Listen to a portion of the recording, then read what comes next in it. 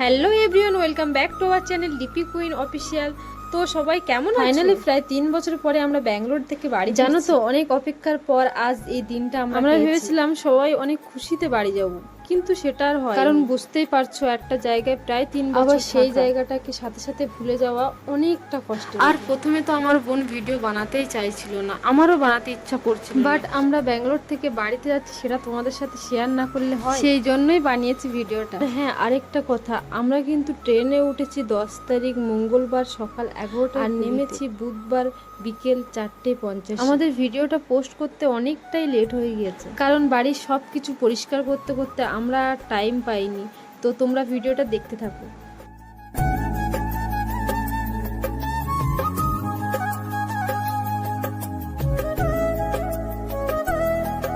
তারপরে আমরা গাড়িতে করে বেরিয়ে পড়েছি আর সবার মনটা দেখো অনেক খারাপ হয়ে আছে। আমাদের ব্যাগ ছিল টোটাল 9টা। ব্যাগগুলো ট্রেনে উঠাতে উঠাতে আমাদের ভিডিও করার কথা মনে ছিল না, তাই ট্রেন ছাড়া একটু আগে আমরা বাইরে এসে ভিডিও করে নিয়েছিলাম। তোমরা কিছু সিনেমাটিক শট দেখতে থাকো।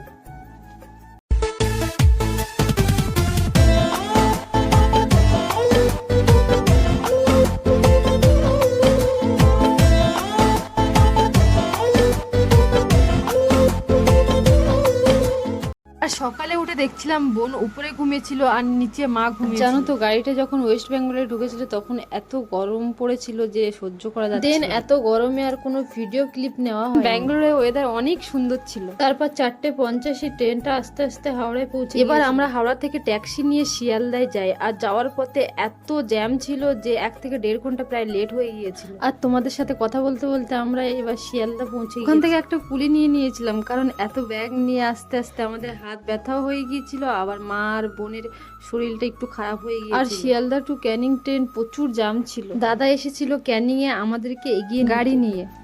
তারপর আমরা গাড়ির ছাদে উঠে গিয়েছিলাম কারণ অনেকটাই গরম ছিল, তাই বাবা, বোন আর আমি ছাদের উপর বসেছিলাম। মা গাড়ির সামনে বসেছিল, ওখানে তো ফ্যান ছিল সেই জন্য। তারপর আমরা ক্যানিং ব্রিজের উপর দিয়ে যাচ্ছিলাম। ওই দিন আমরা বাড়িতে যাইনি, দাদাদের বাড়িতে গিয়েছিলাম। তারপরে আমরা সকালে বাড়িতে এসেছিলাম।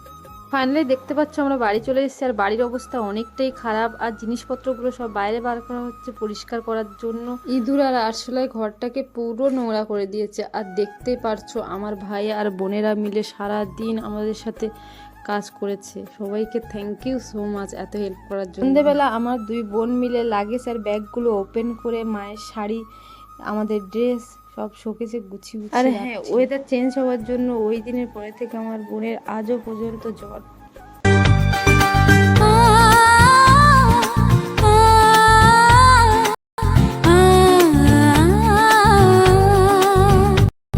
একটা হাত খুঁজেছি, সারা রাত খুঁজেছি।